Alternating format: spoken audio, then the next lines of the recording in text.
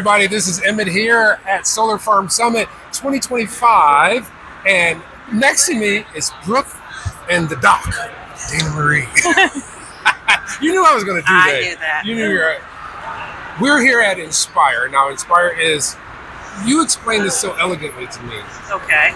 So, Brooke and I work at the National Renewable Energy Lab. I'm a researcher in the Strategic Energy Security Group, and Brooke is one of our interns. Inspire is the agrivoltaics group that is part of the National Renewable Energy Lab. So within and it's headed by Jordan Macknick. Okay, so there are a bunch of groups within inside that. So there may be some that are focused on distributed energy. There may be some agrivoltaics. There may be some on residential even. The lab is huge. Okay. Okay, and so Jordan and the Inspire team are part of the SEEK directorate. Yeah. Okay, and so we are, like I said, the Inspire team, and we work solely on agrivoltaics. Okay.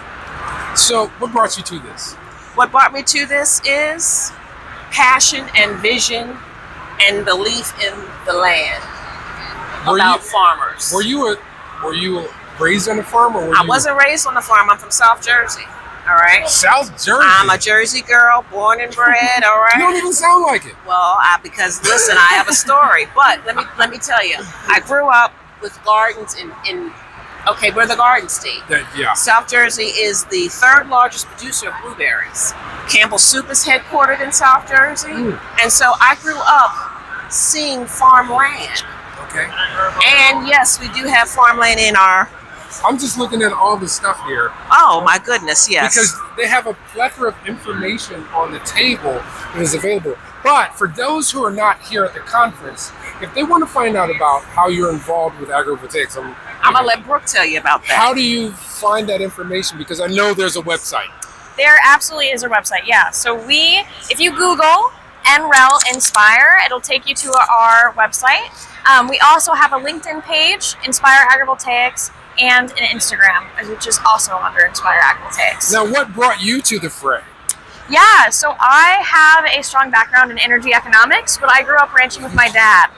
So it's this perfect baby child of renewable energy and agriculture, and I think it's a beautiful collaboration between the two. And it seems like we're multiplying. We are multiplying. We are multiplying. This is Gabe. I remember him. He was in the huddle with us, right? Yes. And so Gabe is actually a project manager on here as well as an intern. Gabe was very instrumental in terms of all of our resources around, for example, how to talk to a utility company, how to talk to a solar developer, and he also spearheaded various other initiatives with the launch. And he is getting ready to go to Cornell to start his PhD. Yeah, I heard that the other day. Yes. Good job. And we have Seta Barnhart over here. Come here, Seta.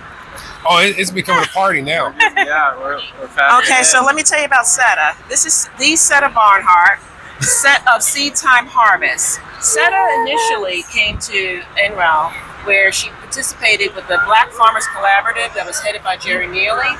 And Seta then branched out on her own, did her own level of technical assistance, and she actually is poised to be the first agrivoltaic site as a BIPOC farmer, all right, in Florida. She has a strong reach in Florida as well as Georgia, and she's here. She's been to Germany. She's an international speaker. Sie sprechen Sie Deutsch?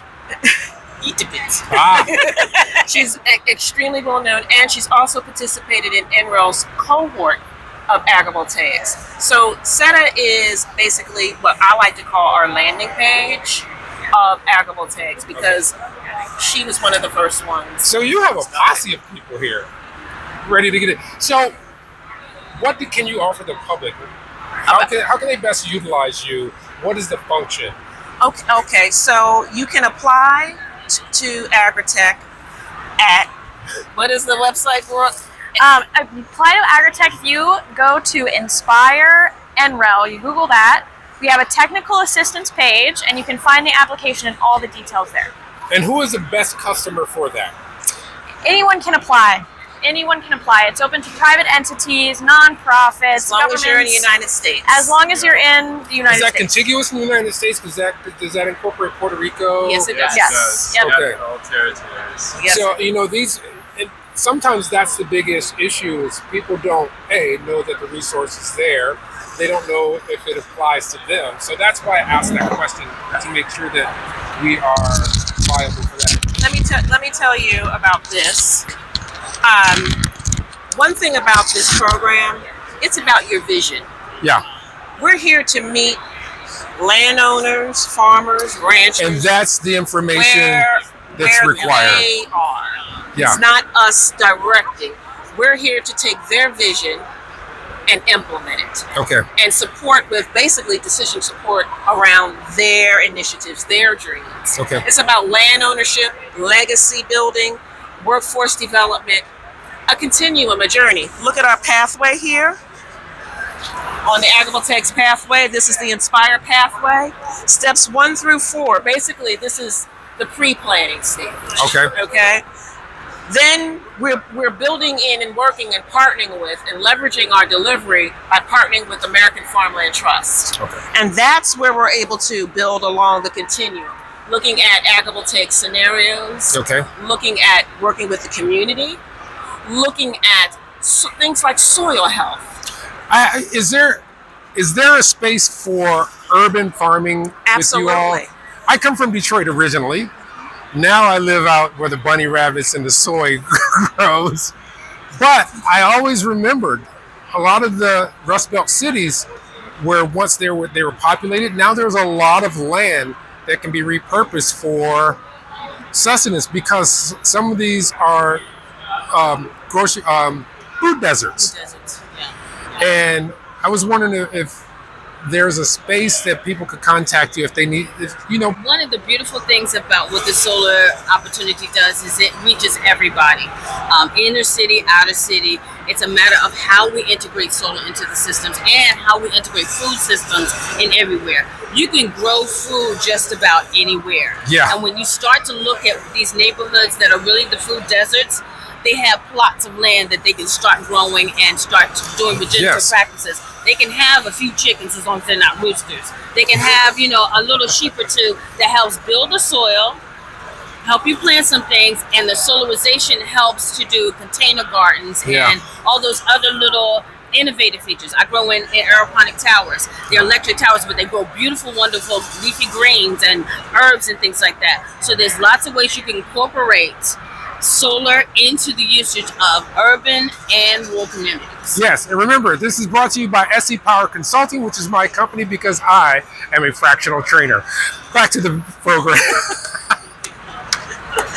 And I would like to also just bring in Gabe in terms of when you think of agrivoltaics, there's a lot of moving pieces. And I would like our intern, Gabe, just to share his experience and some insights about what it takes to help launch this program. Well, I think what you described, DM, in terms of working with the community is what's most important. Agrivoltaics is a very interdisciplinary project for anyone to undertake, and it requires different perspectives and it requires engaging with different stakeholders early on. So not just talking to your farmer, but engaging with local government, engaging with solar developers, engaging with anyone who might be impacted, neighbors.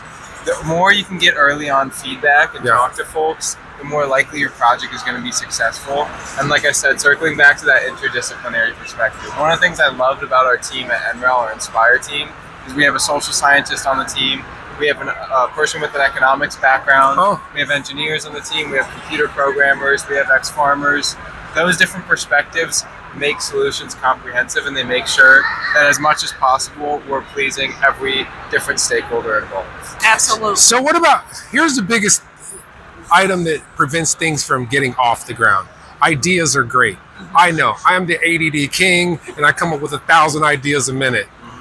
But sometimes it requires funding and it requires initiative that people, and it's someone has a great idea. Are you able to assist with that or steer with that? So let me tell you about this. This program is free.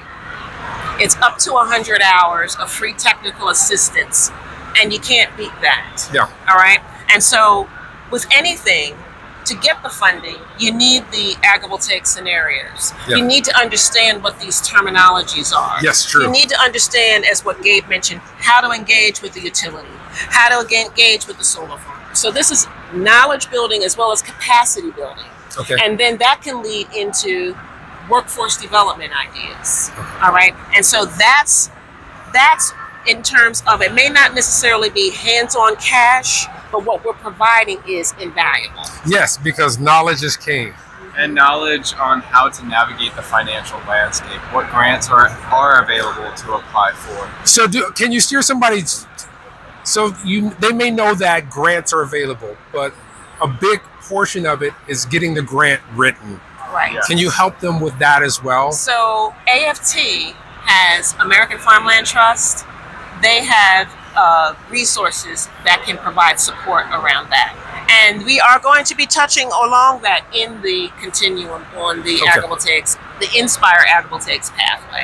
And I do want to mention, I have to mention, this, none of this would be possible without Jordan Macknick.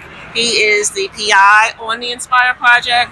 James McCall is also another PI. Brittany Stahey, Alexis Baccaris, Kate Doubleday, Jay Martin, Kai Lepley, Brian Merlitz. Am I leaving out anyone else?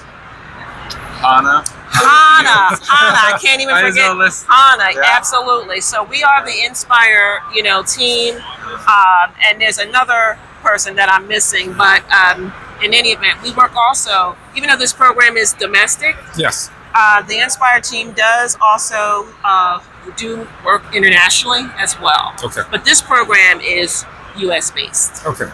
Well, I want to thank you for your time. Thank you for your input. I appreciate you. Thank you. And Gabe, go get that Pleasure. PhD. Thank you. Hey, this has been Emmett with the What's Up Solar Podcast. My company, SE Power Consulting, where we offer fractional training for your technical needs. If you don't have the bandwidth to hire a full-time trainer, that's where I come in. Till next time, love you all.